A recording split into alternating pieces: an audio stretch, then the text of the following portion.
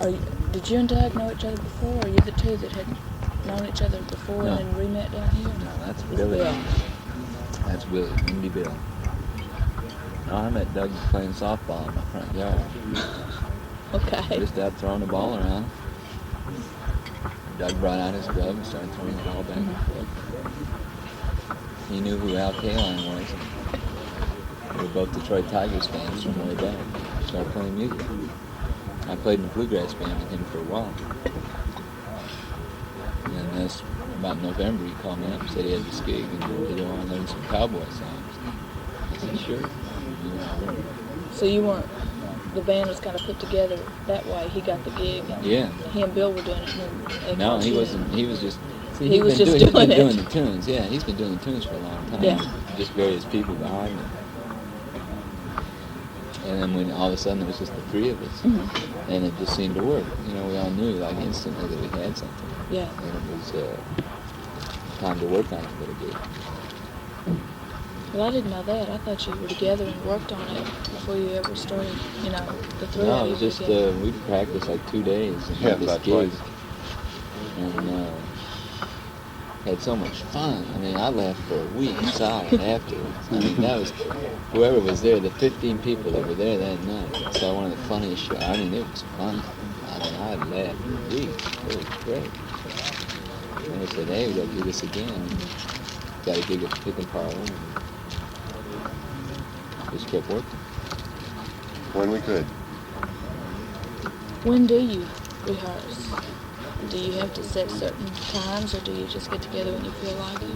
Just when we can. Usually we really intensify when we have a job coming up. But like right now we're sort of in between jobs for a couple of weeks, so like about once a week is about the average now. But when it gets close to the gig, we'll spend a couple of nights really practicing hard, getting the old stuff polished up again, and plus learning the new stuff. That's the main thing. So we're trying to just get 2 sets together, the absolutely socko stuff. Are they different? I didn't stay for the second one. Oh yeah. They both do. Oh yeah. All new tunes. We open with the theme and close with happy trails, and everything in between is different. We had a job to play 1st of May. We're going to have to do 3 sets. Is that the one in Clarksville? Yeah, so we're going to have to. You're going to be working, aren't you? Yeah, we can pull out the old. Doug knows a million. I mean, he just knows them all. Yeah. All the old Strawberry Roan, old story songs. Y'all, well, Chris, you know, the guy was asking you about if you'd been interested in doing a story on. He does all the Western songs. Ledoux? Uh-huh. Yeah. Well, yeah, I'm sure he knows a lot of the same ones. Yeah. Utah Carol. Got No Use for the Women. Utah Joe Carol. the Wrangler. Yeah.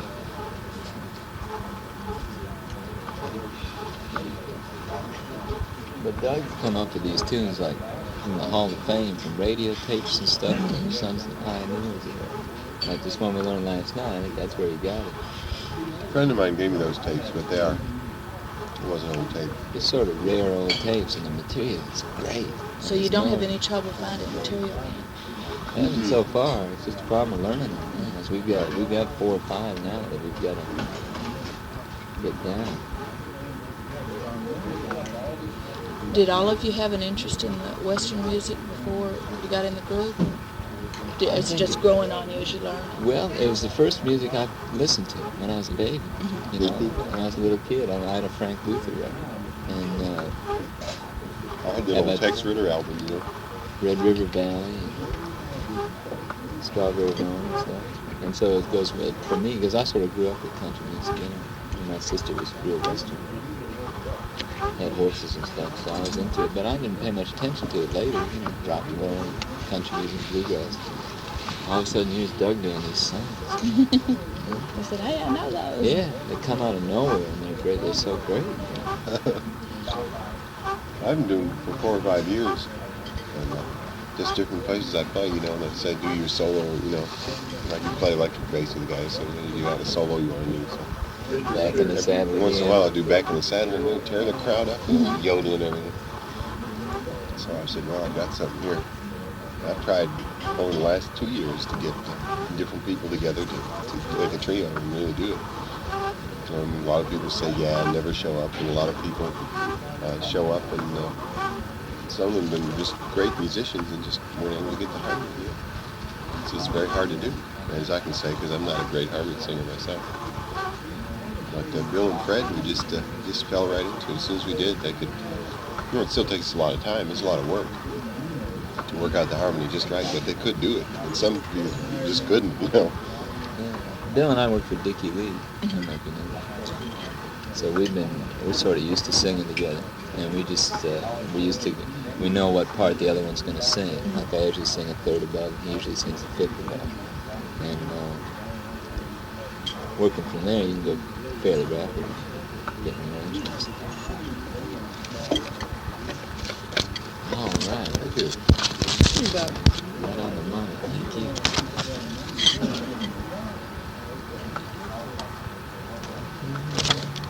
When you first got into it, were you really thinking you were going to be seriously looking for a recording contract, or were you just doing it more for fun? No, heavens no. just because we loved it. They just sounded so good, and the act was so hilarious, and it felt so good. You know, I just. Nobody enjoyed it more than me, man. I was beaming. I've been hearing me doing this with some people in my head for ages, and all of a sudden, here it was in real life.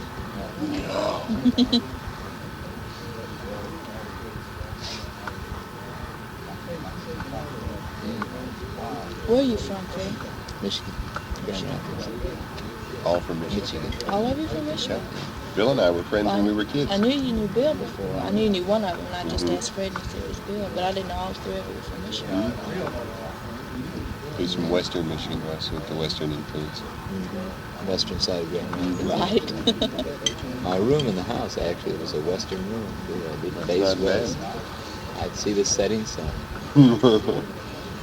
Sitting Off in my into room. the sunset and say, I get hurt.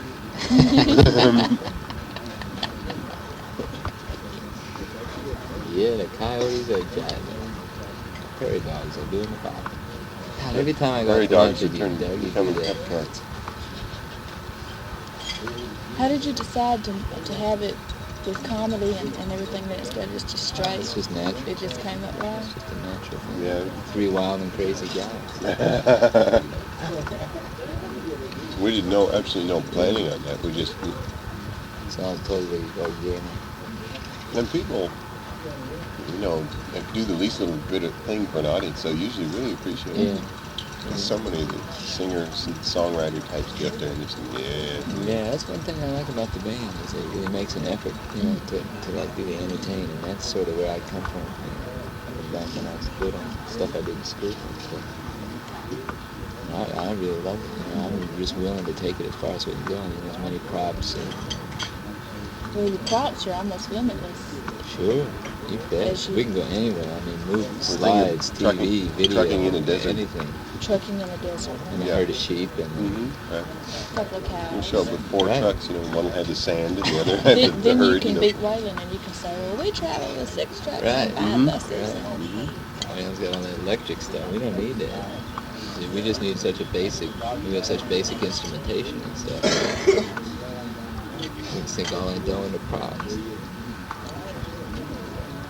Still end up broke. A real artesian spring. Oh my God, the first bit I heard was when you did your grand turn. All right. And I realized that lacked some subtlety, but the rest of it, just at that point in time, it rolled me in the floor. All right. Good deal. Good deal. All right. I gotta get lunched out here more often. I know. Ego I massage. don't get any of that on golf. Nobody knows what I'm doing. Just don't get it from the Dicky Birds either. That's true. That's great. Have you done much performing outside of Nashville? Do you go Have I? outside of Nashville at all? Oh, with this band? No, we never have, Drives have and we? stuff. So Clarksville will be your first out of town. No. I think so. I'm yeah. sending up a lot of advanced publicity so they know who we are. Gotta get ready. I think I have to go. I hate to leave. Me I'd too. love to sit here and yak all day. Keep talking, Fred. I have this other commitment. Hello? This is Grant Turner, folks. I've done a lot of things in my life. One thing I haven't done, though, is sing in a cowboy band. I've talked to a lot of them that have, though, and one thing they all agree on. When it comes to good old-fashioned cowboy picking and good old-time three-part harmony, the band they want to hear is Riders in the Sky. That's right, Riders in the Sky. Well, It's nice to meet you. Nice meeting maybe you. if I need some more comments and Doug doesn't dominate the conversation, I'll call you. All right. And talk Do it. some He's got my more. number. I think I've got to dominate the conversation. I'm the only one here. I wonder if Wendy Bill's going to show up. He won't show up I late. guess not. Fred said he saw him. I His saw car him in the on, street. I don't know where he was going, but I did see him out there. But, all right. Okay. See you later. See you later. Happy trail. I got your check. Smooth sailing, wasn't it? Yeah.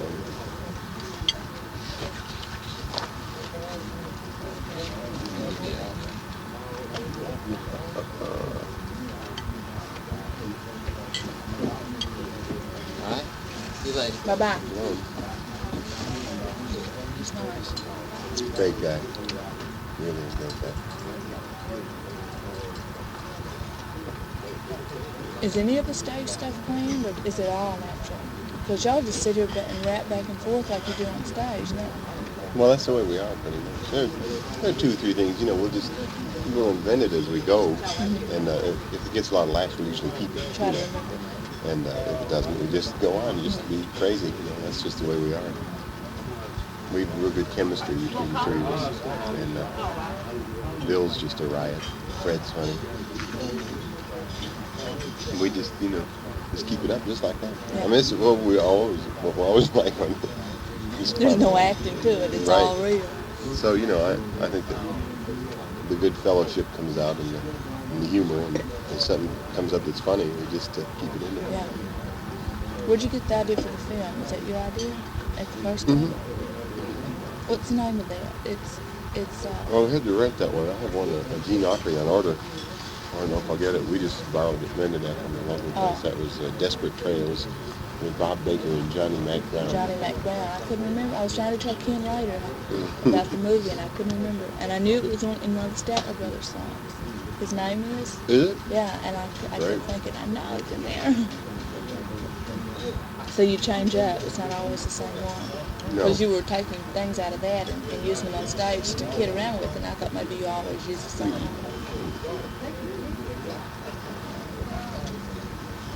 I think we have a lot more, a rehearsed act in the sense that the music is very rehearsed. What goes on in between is very spontaneous. It's not a rehearsed act made to look spontaneous. It is as spontaneous as it looks. Well, a lot of times the jokes don't work, but that's the price you pay for spontaneity. Yeah.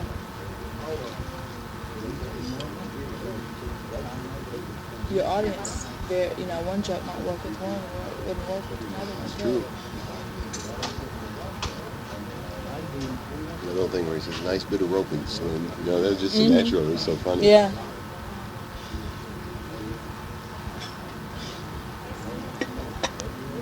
What all does the rehearsals involve? We usually Because go- it's, first of all, let me ask you, it would be harder to do a show like yours than just a band rehearsing with one star or 2 people, wouldn't it? Right. Because you've got to be so precise. Right. Usually, we'll rehearse about like half an hour to an hour on the, just brush up on the older tunes. And if there are little trouble spots that we've been having, we'll go over those. And we'll try to learn a new tune, like we did last night, learn a new one. It usually takes a couple, 3 hours, because we have to get the arrangement, make it interesting. And have to get our harmony parts down, which are always hard, and then try to learn the words, too. Yeah. And the harmony parts have to be just right if you're really trying to do good trio singing. You can't Sure. fake it. Yeah. You're all 3 good musicians, too. Well, 2 of them at least are good musicians. Bill's a very good guitar player, and Fred's just excellent on the string or electric bass. Very solid, and try to do my part on rhythm guitar.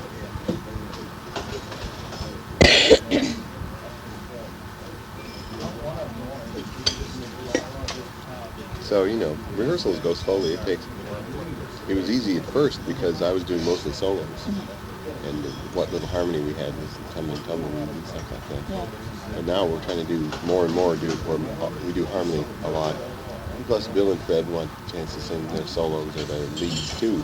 Well, they do. It seems to me pretty evenly divided. That's good. I'm glad it seems that way. It did. Because that's what we want.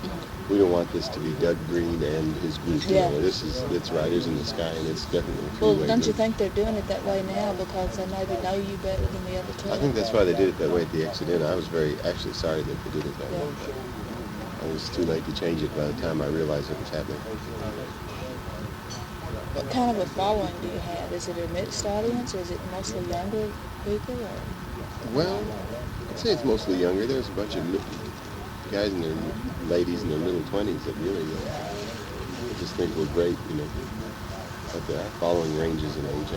The oddest thing about it is no matter if the person's 50 years old or 18 now, it reminds me of when I was a kid. Boy, that really takes me back.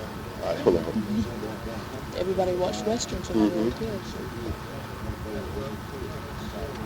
It's real ballad music, it's great music, and I hope we can appeal to one audience with our zaniness and yet an entirely different one with the same one of course, but get another segment in with the music, because for all the clowning around there is that we do and all the fun that we have,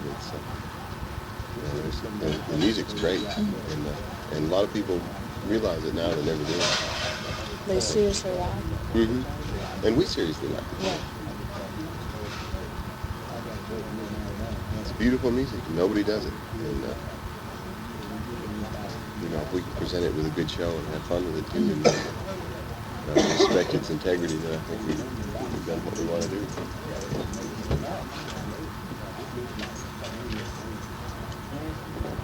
What are you looking for now? Futuristic goals. Do you have anything set, or are you just letting it come as it will?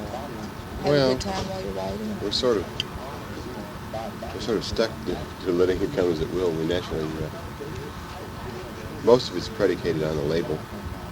If we actually get a label that'll give us some support and do us right, we're really ready to roll with it. I think all of us are. If not, we'll just continue to do it for fun, and I'll keep my job, and they'll keep theirs, and we'll just, be underground act. But, we all really want it to work. I think, I think, of course, we're a good live act. We'd go over anywhere, and especially more visual the medium, the better. Yeah. Be it the stage show or TV. I think we'd be excellent on TV or film. The drawback would be for record companies wondering whether we could do very well, but I see groups like Asleep at the Wheel and Manhattan Transfer, and groups that recreate older styles and the sort of modern approach. And, they aren't selling old albums, but they're doing well. They're making things. Right. And I think we can reach the same kind of market the same sort of way. And nobody else is doing it. It's like here we are.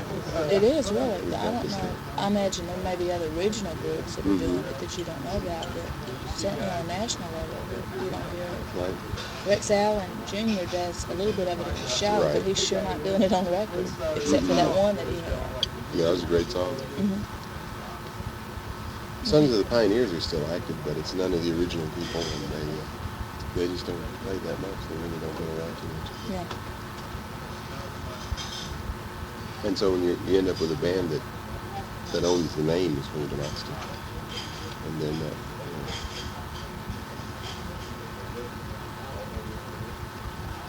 much as I admire them and everything they ever did, obviously there's not room for two of us. Or more. As many copies as there are everywhere else. Have you gotten any reaction from people that might have been in the older Western groups? Have any of them at all heard you or heard of you? I don't think so. I have a Western movie in Cowboy Song Creek in Delaware. I corresponded a lot. I've sent him tapes of all our performances. He just sends back these rave letters. getting so much better. This is better, that's better. So, I trust his judgment pretty well, although he's sort of a fan as well. Still, I hope it goes better. I hope we may play to some people here in June when they come in. Is that for sure? Or are you going to be on one of the shows at Denver? Oh no, I forgot about that. No, they're supposed to be playing in Reno or something. Dickie won't be doing a fanfare at all. That's bad. It is. Bad because we need him on our softball team too. He's star. Has he offered any support or condolences Dickie? in any way? Yeah. I noticed his picture was with you in that. Well, it puts him in a funny position. He's not for publication or anything, but he's nervous about it. But what can you do, people join bands not to become sidemen forever. Yeah. And they hope someday to make a break into their own thing. And, obviously by numbers, most of them don't do it. But a guy can't hire somebody for a couple $100 a week and expect him to stay with him forever. Yeah. Dickie knows that. If something happens with I guess he's prepared to accept it, but for now he's kind of nervous about it. He's sort of on edge. It's just too bad, that'll alienate him and make him unhappy. But, Yes, ma'am. Thank you. Well, he must, at least he's showing support by coming out and everything. He's not huffing off in a corner somewhere. People get the idea that, he doesn't really like it at all. that's true. He's been pretty gracious about it. Somebody's,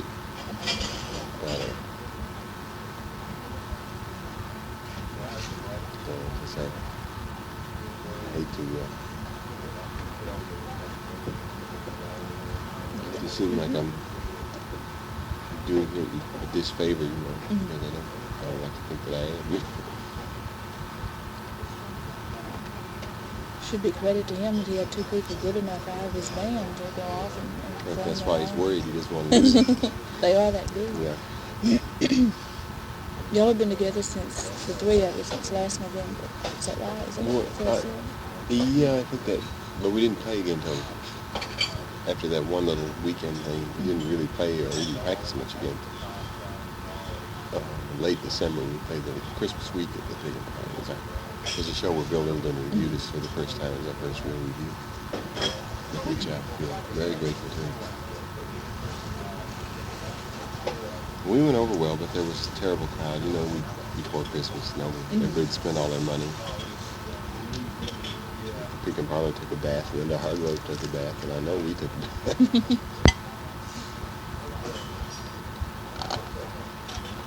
What were the other two? They played with Dickie since they've been in town, or did they have other background? I pretty well know yours, but I don't. Bill came to town to, be a writer and picker, and he, for a while, teamed up with a guy, I can't remember his name, Whitey or something, Collins and Wakeman, that was it. They played around town, this and that, and then they were writing for JMI when that was hot, and they were actually going out and spending their time. Sometimes they played Dickie Lee, sometimes with Don Williams, and sometimes with somebody else over there too. And it just sort of happened somehow by accident.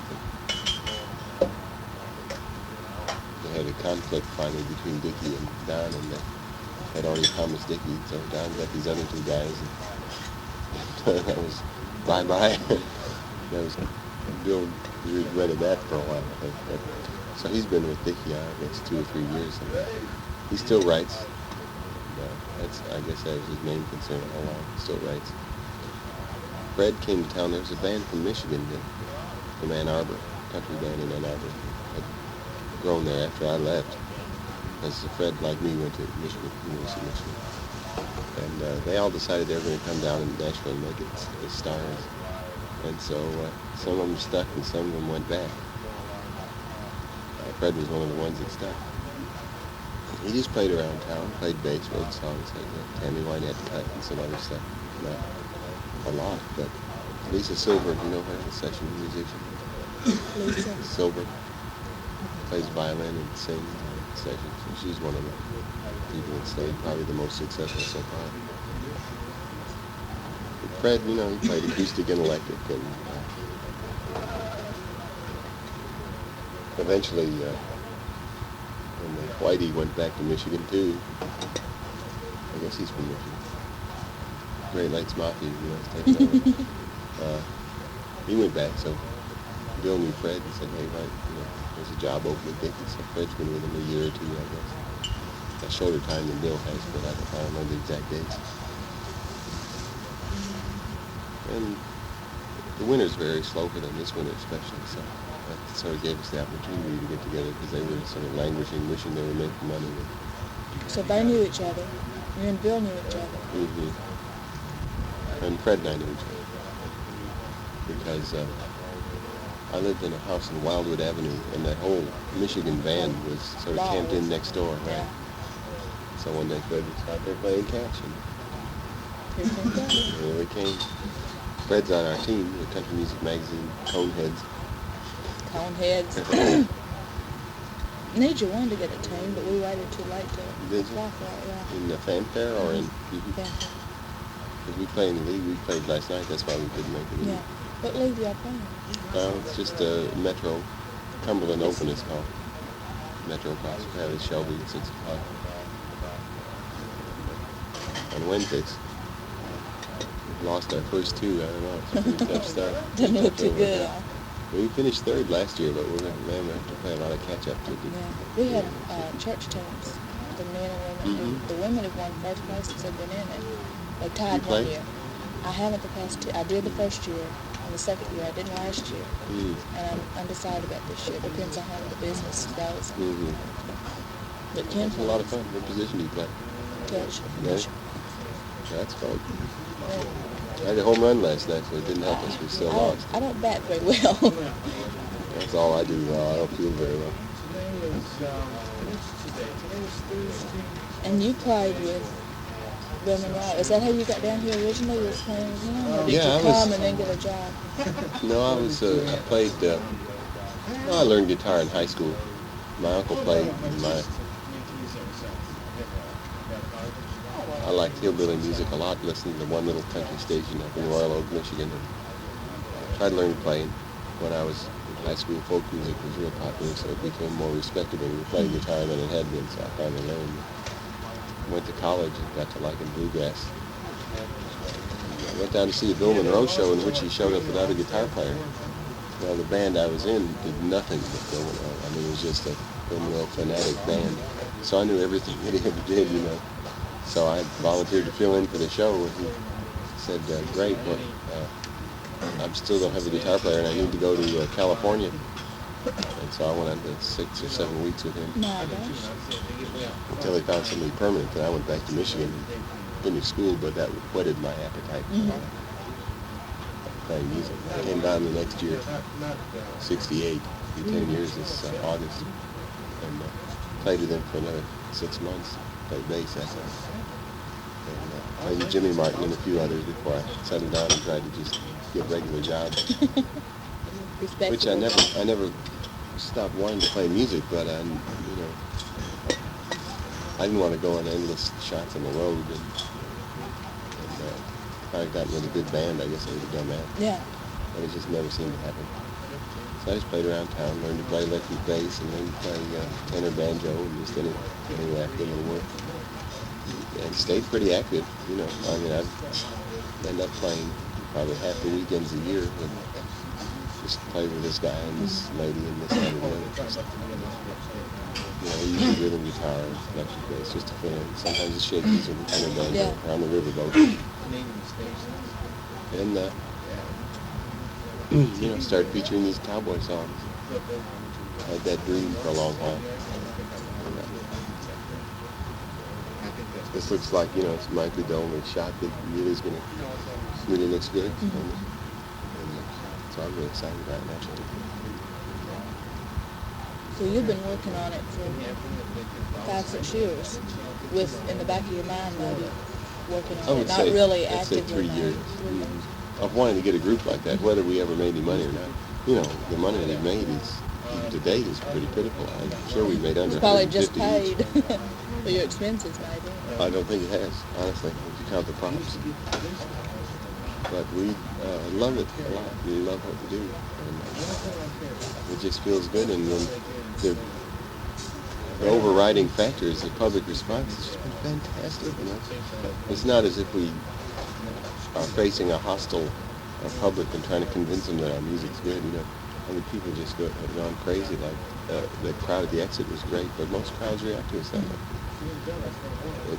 It's different, and the music's good, and we do, you know, we try to entertain them and have fun with them too, and not just lay it, you know, so here it is, quit, like it is, Yeah. you know, like a lot of groups do.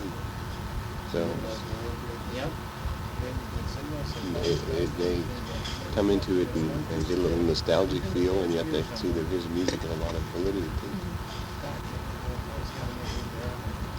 And it's been great, really been great.